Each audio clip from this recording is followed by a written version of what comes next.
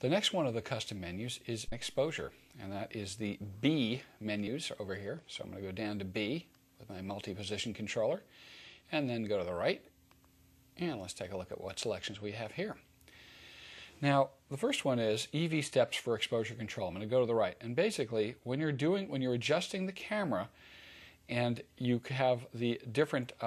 This EV actually stands for exposure value. It's a fancy word for f-stops, basically, and your exposure with the shutter control. But for here, this is just deciding whether you want finer steps or less fine steps when you're adjusting the sub-control and master control dial, doing your meter adjusting yourself. So if you like to have finer control over things, well, you want 1/3 of a step. If you want a little coarser control, this is actually the default, most of the time, 1/2 step. You can set it to 1/2 step. I like to have very fine control, so I'm going to leave it on 1/3 step.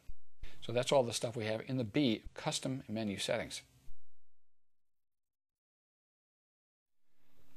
Well, next on the custom menu hit parade here is our timers and auto exposure lock settings, and we're going to simply get to those going down to the C menu here on our multi-controller and going to the right, and let's take a look at our selections.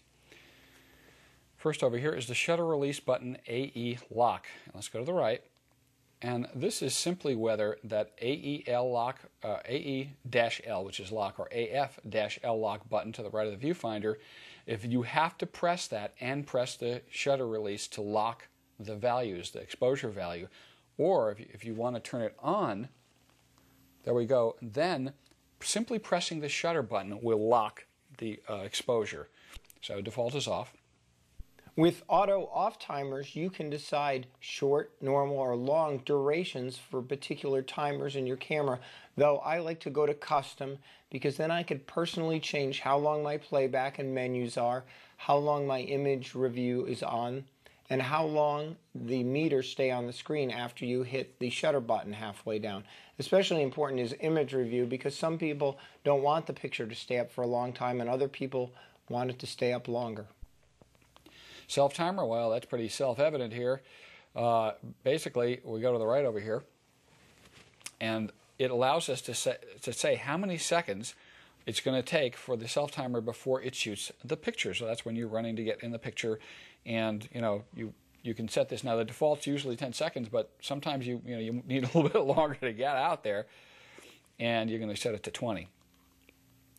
And then we've got the number of shots over here. So you can set this, there we go, from 1 to 9, and that's how many shots are taken each time the shutter release button is pressed in the self-timer mode. Now, that means also that if you set them up like this, you've got to be in your continuous shooting mode, and it's going to shoot as fast as it possibly can, depending on if you put it in continuous shooting low or continuous shooting high. So sort of an enhancement on the self-timer mode, so you can have it go pop, pop, pop, pop, and take several pictures, because if you're doing a group shot, a chance of everybody's eyes being open is slim. So if we give them, a little bit of time and a few shots, there's a chance that one of those shots is going to work for you. Let's go back, and the last on here is remote on duration. And here is the amount of time that the camera will have its infrared receiver remain on when you're using the remote.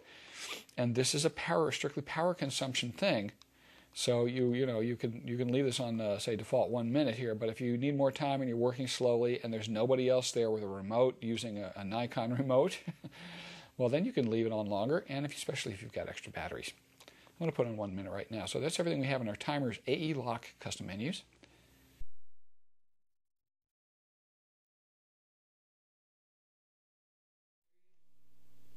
Let's take a look at the shooting display menu. The first one is the beep, and you may want to have this beep low or actually have it off, especially if you're shooting weddings and you don't want to hear the beep go off in the church a lot. For the viewfinder grid display, if you need to work on your rule of thirds or work on your horizon or taking a lot of horizon pictures, you can put that on. Otherwise, I would just leave it off. The ISO display with the picture numbers, I would leave that on just to know where your ISO is. File number sequence. This is an important thing. What this says is, do you want the file name, which counts up as you shoot images. As you're shooting images, the name of each file is incremented as you shoot your images. Do you want those to continuously increment from the time you started shooting the camera forever, for a long time, at about 10,000? It'll name the files uniquely, or you turn that off, and every time you format and put a new card in, it's going to start at 0001. The bottom is reset for the top selection. So if you're incrementing up, or you could do it on the bottom one too, but generally you get up at number 4,000, you decide, well, I'm going to reset that to 0 now, start from the beginning. You could reset that and start from 0. Now, why would you want to select either of these? I like on. Why? Because later, when you're putting together images from different shooting times into a slideshow or a compilation, you do not want to have to put images together that have the same file name. So if you're shooting file number 003 and you're trying to put a 003 that you shot 3 weeks later in the same, in the same directory, say on a computer for doing a slideshow or presentation, it's going to, this file has the same name. Well, the other positive thing is, you know how many images you've shot with the camera, period. And that's a good thing to know. In exposure delay mode, the camera will actually wait about a second or two after the mirror goes up to take the picture.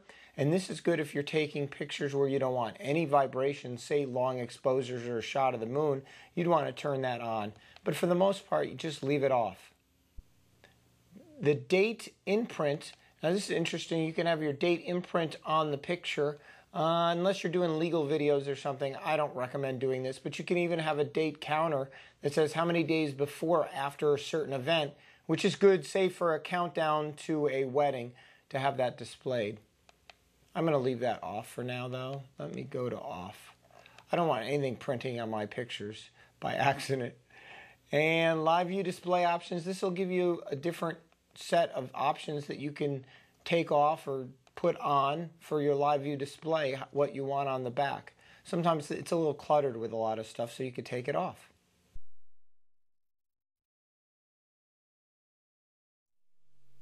The next control is really important. It's for assigning your function button. Here's your function button on the side of the camera right here. Now I'm going to go into the menu and I'm going to hit OK, and look at all the different things that button can do. So let's say that if we wanted to go to ISO sensitivity, I'm going to hit OK, and now every time I hit that button, let's look at the back of the camera when I hit that button. I can use my control wheel. Here's the function button. I'm going to use this control wheel here to turn, and watch what happens. My ISO changes. So if ISO is something that I want to access a lot, I can just hit the function button. It'll light up ISO on the back of the camera. Then you could rotate to change your function. So that function button is good. You pick whatever function you use the most and assign that function button so you don't have to always go into the menus. Here we have selections of what to do, how to make that AEL AFL button respond. And the top selection would be the default. That's locking both your exposure and your focus when you're holding that button. So that's the default, and that's the way it normally operates. But you can split those out and say, I really only want to let the exposure lock, but I really want the camera to be able to focus, continue to focus on its, on its own, so it's not locked when I press the button because there's people moving in the image or something, and so you select that one. AF lock only. Well, I only want it to lock the AF and let the exposure and the meters in the camera continue to meter because I might have some changing lighting conditions or a person turn the light on. Now, those are in momentary mode. You have to hold the button down to lock it. This allows you to go ahead and use it in what I call latching mode, where you press it and it locks the AE lock until you press it again. So you can press it, you know you're locked, you can take your finger off of it, press it again, it unlocks. This allows you to turn the autofocus on by pressing that button. So it'd be like sort of like pressing the shutter button halfway, but you can manually turn on just the autofocus by pressing the AEL AFL button if you assign it to that in this menu. Reverse dial rotation. Maybe your brain works differently than other people's. You might want to change this to yes. That way when you turn this dial on the back of the camera to make some adjustments to things, it'll go the opposite way of what you normally would do. This is also a great trick to play on your friends that have the camera. It'll really mess them up when they're out on a job. I'm going to turn it back to off. No memory card, go to the right. Do you want to be able to take a picture when there's no memory card in this camera? Say if you're just playing around, well, you can enable that. But generally, once you're really familiar with the camera, you want to lock that because you do not want to take a picture without the memory card in there. Here's reverse indicators. Now, it's interesting, but the default on the camera is that if you're looking, say, exposure compensation or metering on top of the camera, to the left is plus and to the right is negative. Now, because we read from left to right, say in the USA, we're used to sort of the left being down and the right being up. So some cameras don't have this option. You can just go ahead and reverse it. So to the left is negative, to the right is positive. Well, that's where we're leaving it. Well, there we go. If we press it once more, we wrap all the way around to the top for A, for autofocus, and our A selections. But that's all of the selections we have in the last F controls area of our custom menus.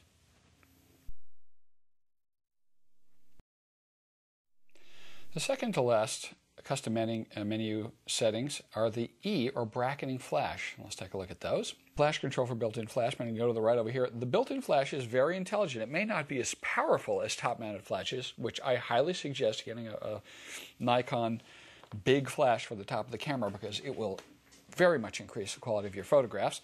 But with the smaller built-in flash, which is very convenient to have, you can decide exactly how you want it to work. Now, TTL is the standard way over here. That's through the lens metering. It uses all of the intelligence of the camera to go ahead and adjust the flash. Manual allows you to adjust the output, the amount of output from the flash like this, and that's rather interesting. There are some times when you'd want to adjust the flash down and do it manually. This, in the old days before they had metering, you'd have to adjust the amount of flash output you wanted, and this is a way to do that. When you're experimenting with creative photography, you can go ahead and do that. Auto bracketing set is used to decide what kind of bracketing you want when you set bracketing in your information screen. So you could decide, do you want exposure bracketing, white balance bracketing, or active delighting bracketing. So I could change it for exposure bracketing, and then when I go to my information screen to do my edit by hitting the information screen twice, and I go to my bracketing and I hit it on, it'll be for auto exposure bracketing and say one stop. If I were to change that by going into the menu setting, I can then change the bracketing to white balance or active delighting. Keep in mind though, when you go to white balance bracketing, or if it is set to white balance bracketing and you don't realize it, and you take a picture, it's actually taking 3 pictures. And one time, just last week, I was on a job, I didn't realize it, I was taking 3 pictures at a time. It made playback of my pictures very difficult because I kept scrolling through the same picture. And then the other problem was it was eating up my memory because every time I took 1 picture, I actually took 3 and the card kept getting full. So I don't recommend setting that on white balance bracketing unless you're really sure you know what you're doing. I think auto exposure bracketing is the way to go. And then make sure when you're shooting you keep this bracketing off unless you definitely want to do auto exposure bracketing. Otherwise you'll be in a mode that you don't want to be in. Now we're going to take a look at the retouching menu. Of course, we get there by pressing the menu button, and then we go use our multi-controller and OK button to select our selections. So over in Retouch, let's look directly at our menu, and we go to the right. Our first one is digital lighting. Now, realize that active or automatic digital lighting and digital lighting are 2 different things. One happens when you are shooting the image, and then delighting in the retouch menu is applying this after you've shot the image. So if I go to the right here, all of a sudden we see all of our images over here. And I'm going to take one that we didn't do delighting to. Remember, we use these to show you the difference in delighting. And select it by the OK button. Now it allows you to select how much you want and see the difference. I'll put it on high so we can see that we like that. And then we hit OK. And it saved an image there with the digital lighting correction after the fact. So you didn't have to do it. Oh, there's our producer there, Brian. And we didn't have to do it when we shot it. We did it after the fact. I'm going to press the menu button again. Let's look at our next one. Red eye correction. Well, that's pretty much standard. We don't have any red eye here. I have to tell you that we have been not getting much red eye with Nikon cameras. So if you happen to get in a situation where you get some red eye, well, you can correct it by selecting the image and selecting OK, and it'll take it out. So I didn't have any sample images there because these cameras do pretty darn well in not getting red eye. Trim. Oh, this is a good one. Go to the right, and let's pick a generic image over here. Press OK.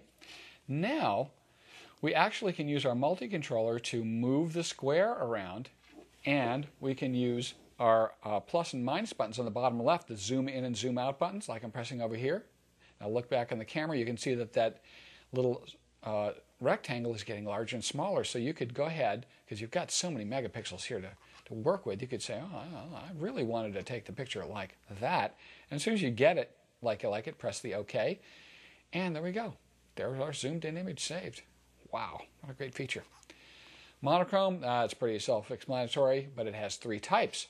You can select the image and make it in black and white, or you can make it sepia, that's that sort of orangey, beigeish looking like antique photograph, and then cyanotype, which is really another antique photograph over here. I'll just show you the resulting thing. It's a blue looking tint. Oh, we can't use that one. There we go. That's what it looks like. Okay, so it's a light blue, and early on in the world of photography, they had a way to do photographs using cyanide there, so it was a cyanotype. We press OK, and it makes us a cyanotype out of that, or a simulated cyanotype. Filter effects is interesting. We go down there. Now, what this is basically is doing the same thing digitally that putting a glass filter in front of the lens would do in traditional photography, or really if you put the glass filter, a tonal filter in front of your lens on the digital camera. So you can select any one of these and, you know, pick an image, and then these have been modified images there. Pick an image and go, oh yeah, red intensifier, oh, I like that, and have it do it to the image, and it saves a copy of the image. Color balance, go to the right, and this is interesting. We'll just pick an image here, and then we use our multi-control, and you see the graph on the bottom left. All of our color histograms and luminance histogram, the white one on the top, are showing. As we move around the color gamut here, we can see that the image is shifting around, and you can just bias up your color a little bit. And well, I want to warm that up a little bit. I want to cool it off a little bit, just like so. OK to save it. Bam, does the job. Small picture, what a great little feature. A lot of times, like myself yesterday, I'm taking a picture of some stuff to sell on eBay, and I realize, oh, I've shot this stuff in full resolution. It's a huge image. It's too large to send to eBay. Well, you can send it to eBay, but you didn't want to take it that big. So if you go to small image and you select your image, well, we won't do that. We'll just show you how to change it. You can change it to a smaller size. And this would be a 640 you could send to eBay, but you could also, you might want it for a personal device like a camera or an iTouch or something like that, and you want to reduce the size of the image really quick and make a mini of it, and this will do it for you. So if you've got a lot of really small screen devices you might want to make a mini image for, that's how you do it on the fly. Image overlay. Boom, let's go down and over to the right over here. I don't have any raw images in the camera, but you can only do this with raw images, and basically it's doing a double exposure by taking 2 raw images that you select and creating an overlay. Okay? So if you want to do double exposure after the fact, you can take 2 raw images in the camera and then go ahead and you'll see the preview there and select OK, and it'll allow you to overlay 2 images. Go to the right. You can, I don't have any raw images in here, but if I had just taken a raw image, I could go ahead and make a JPEG out of it just like you did in the software on your computer afterwards. The camera can do it by itself inside of the processor on the camera. So you can go ahead and shoot away in RAW and say, well, I really want to process these right now to a couple of JPEGs and dump them out, and you can handle that inside the camera. Here's quick retouch. We go down and go to the right over here. Now pick an image. So we have all of our images that we have modified already. And we just go up and down, and you can see that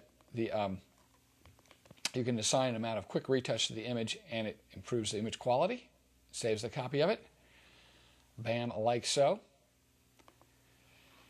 Straighten, another new feature that I haven't seen before. Go here, pick an image that isn't exactly, you didn't hold the camera correctly horizontally, and you can just make it straight. Sometimes you'll think you've got it horizontally, and if you're doing architectural shots, they have to be level. It's very difficult sometimes to find out what that level is, and you need to rotate just a hair. So there we go. Just rotated the image. I spend a lot of time doing that in programs on the computer after the fact. You can do it in the camera on this. And two really amazing fun things over here. This is sort of the complement of each other. If you use a very wide-angle lens, you're going to get some fisheye distortion and some nonlinearity, and sometimes you can correct it by using these distortion controls. You can put it on automatic and pick an image, and it'll try to correct it for you. Now, I don't have one here that's really, messed up, but what it does is very subtly shift. You'll see the center of the image coming out a little bit there. It corrects for nonlinearity in the image, and the fisheye can actually, okay, Brian, we're going to do this to you here, can actually create a fisheye effect out of a traditional photograph, non-fisheye photograph. Pretty keen, huh? I'm going to show you a few more features in the Retouch menu. The first one we're going to look at is the color outline. Okay, I'm going to go to the color outline, I'm going to hit the right button, and then I'm going to choose a picture. And what it's going to do is it's going to make a color outline of the photo that I had. If I want to save it, I press OK, and if I want to cancel it, I hit the playback button, and it'll go back to your original picture. Now I'm going to go back to the menu, and we're going to look at perspective control. Perspective control is where it kind of changes the perspective of the picture that you took. You can change it by going up and down and left and right on the arrows, and it'll change the perspective of the picture that you took. Thanks for joining us today on this video. And remember, the more you practice, the better you'll get with your camera. Also, feel free a month or two down the line to play the DVDs again. I promise you'll get even more out of the camera. If you have any questions or comments, feel free to email or contact us with the information you see on the screen. My name is John Cooksey. I'm off to do another video. I look forward to seeing you in the future.